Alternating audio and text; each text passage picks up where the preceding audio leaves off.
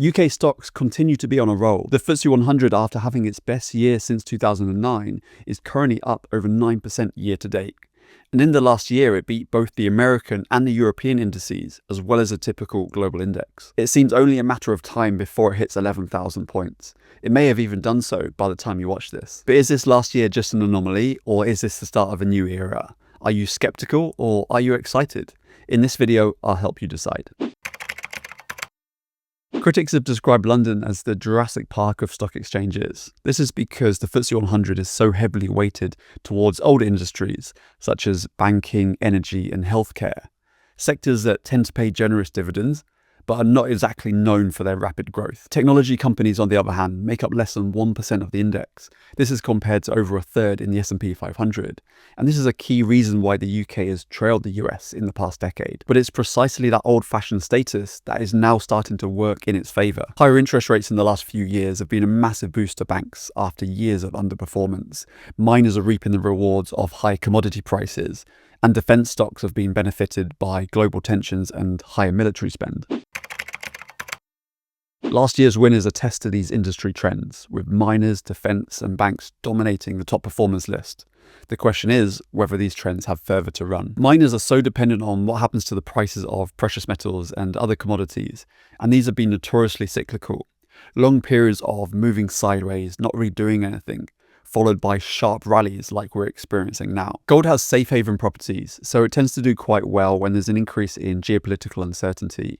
And more recently, it's been boosted by concerns around the devaluation of the US dollar, so it's acting as a hedge. On top of this, because precious metals don't produce a yield, they tend to rally when interest rates get cut because there's less opportunity cost.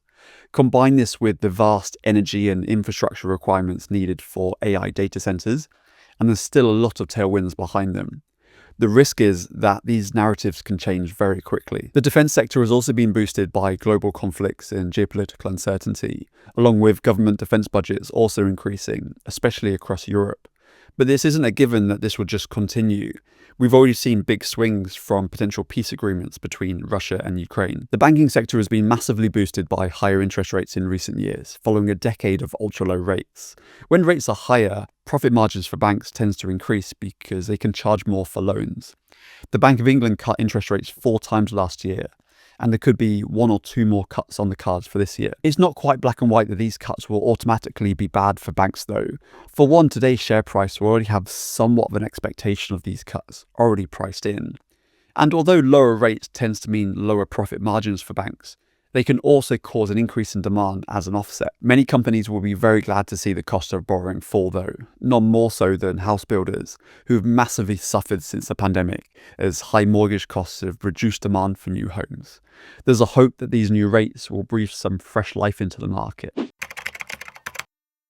Another reason for the boom in the FTSE 100 could be attributed to flows coming from elsewhere, such as the US. We've seen an increase in US uncertainty in general, but we've also seen a cooling off of tech stocks, and this has actually been quite subtle. The S&P 500, since hitting an all-time high at the end of October, has been quite choppy, but generally it's been moving sideways. In that same time frame, the FTSE 100 has done about 10%. A lot of people have been calling for this AI tech bubble to burst. What we've seen so far is more of a gradual deflation, but that hasn't stopped investors looking for other opportunities elsewhere as the market has started to cool off. The S&P 500 is up over the course of the last year, but it should also be noted, especially for foreign investors, that the dollar index, which measures the US dollar against a basket of other currencies, since the beginning of 2025 is down about 11%. And it's when everything starts looking chaotic and uncertain, such as after the Liberation Day tariff announcement last year, that investors start to look for solace in companies that their goods and services will still be in demand, no matter what's happening in the world. For example, we all need to pay our insurance and water bills. Defense contracts will still get paid, and those with the habit will still likely buy cigarettes and vapes. And the FTSE 100 has a plethora of these types of companies. Lots of people have criticised the UK for being an old economy market full of boring companies.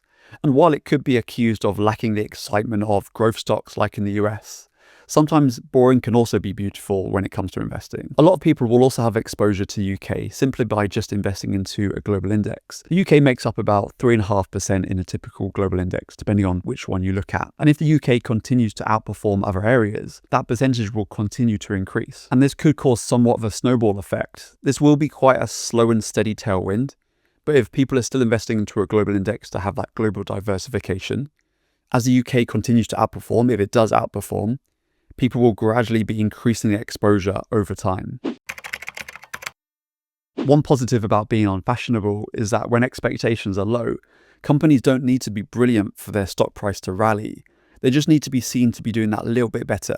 And I definitely think there's an element of this in the UK. And valuation-wise, the FTSE 100 still has plenty of room to run. The forward price-to-earnings ratio for the FTSE 100 is currently sitting just under 14, compared to Europe sitting just over 15 and the US sitting over 22. And as you can see, the valuations for both UK and Europe have been increasing in the last couple of years, and they are closing the gap on the US. But there's definitely still room to run as investors diverse away from the US market, which is looking increasingly expensive and concentrated. And many companies in the FTSE 100 prefer to reward their shareholders with a relatively high share of their profits in the form of dividends.